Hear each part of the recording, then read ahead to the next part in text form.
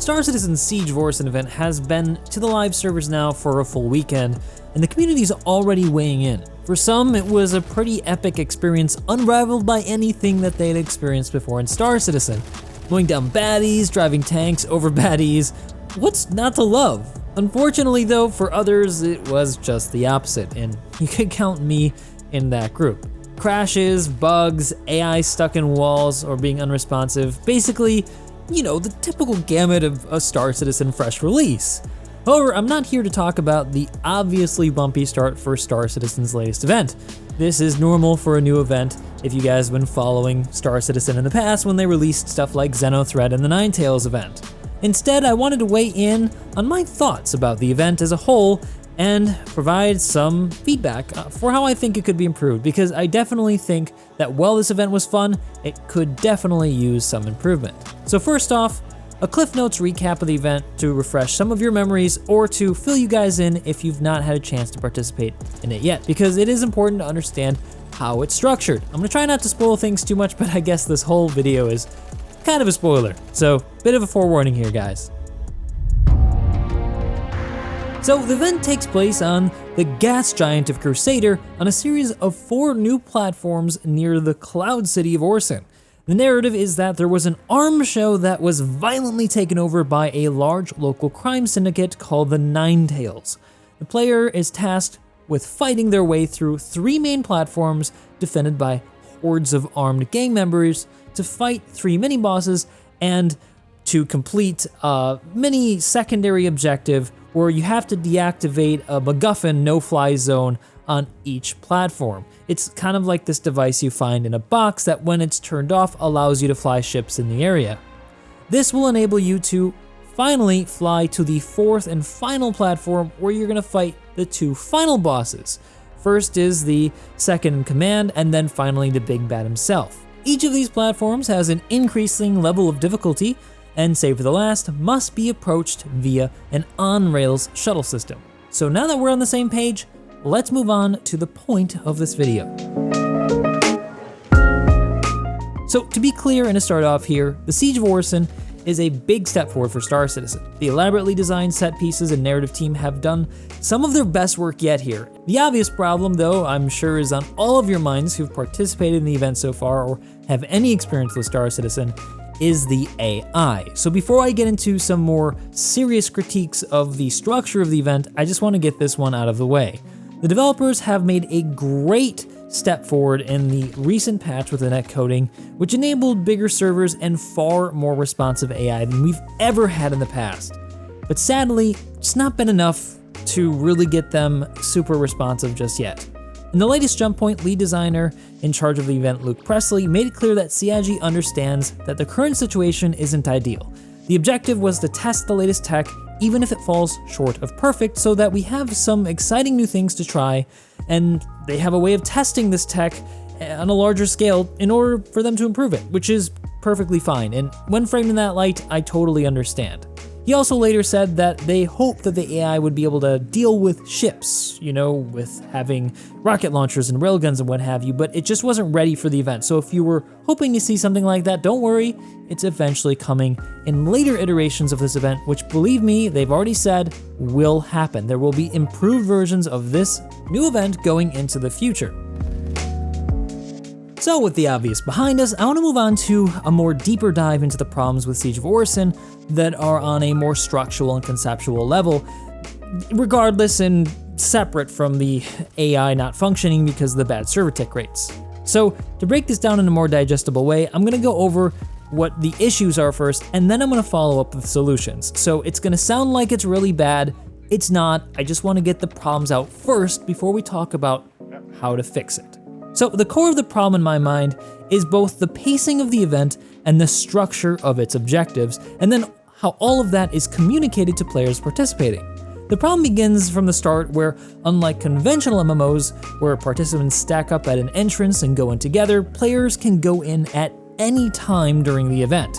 This is necessary as a result of Star Citizen's goal of making the event space part of the universe as opposed to being instanced, or in other, more simpler terms, Star Citizen's events take place in the same server, the same universe, as regular everyday missions, and not in a separate private server for small groups of players like what we've seen in traditional MMOs such as World of Warcraft.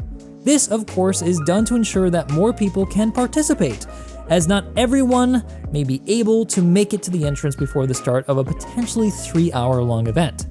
Regular MMOs again get around this, as you can show up anytime you like and start with a group of friends from the very beginning. Unfortunately though, as a consequence, players can come into an event near the end or midway through and miss much of the action.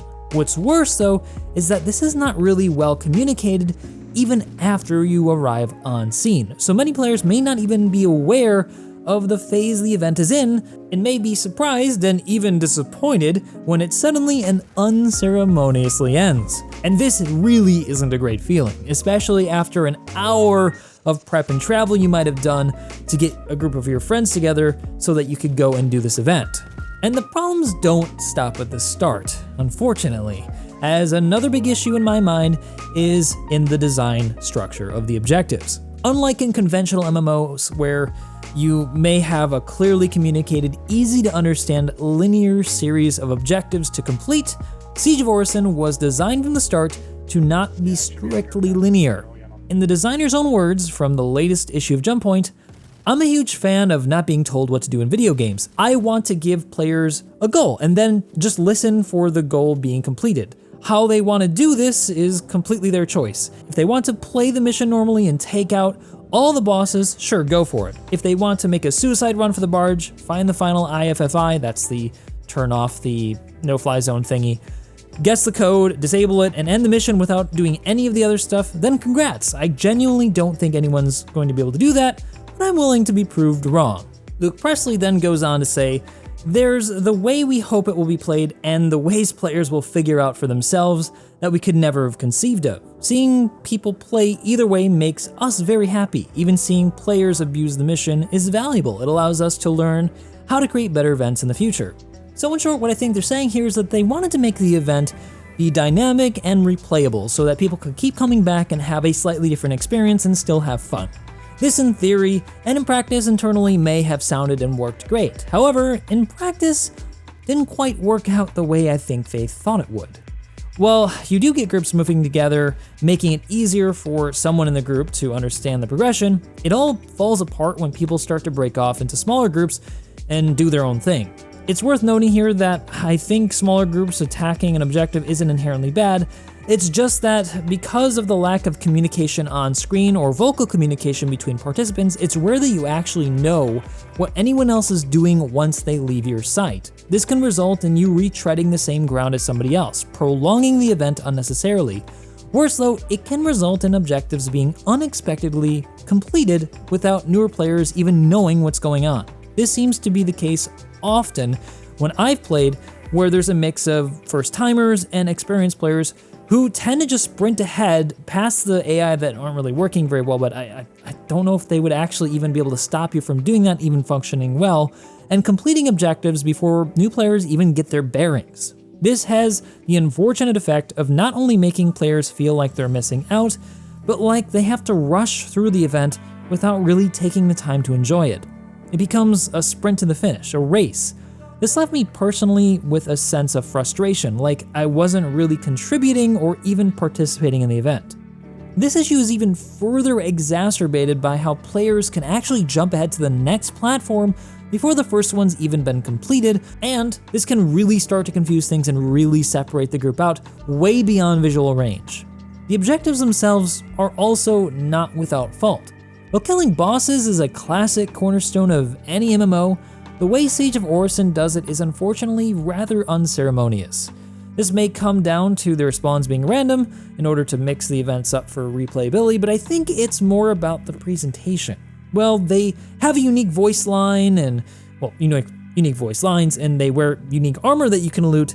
They behave no differently than any of the other AI. Aside from a larger health pool, the way that they're presented might as well make them any other peon we've seen walking about randomly on the platform, and so they're dealt with basically the same way. You pump them full of bullets and they're dead, and then that's it. There's no special entourage or even special environmental set piece to be presented in. All of this together results in the boss encounters feeling very anticlimactic and leaving you with a sense of disappointment when you've done it. You kind of feel like, that's it? That was the boss? Oh, okay. And the second objective of turning off the no-fly zone device is about as equally disappointing, as it's more of a boring scavenger hunt than anything else. You have to search through one of many countless crates that you find on the platform just to find this one thing, and the other crates don't really contain anything that exciting. I mean, sometimes you can get a cool gun, but nothing that special. So there's little incentive to do it, and the results speak for themselves. In many of the events that I participated in, players just didn't bother with this objective and tried to fly the ships themselves without turning it off, ending in them being blown up.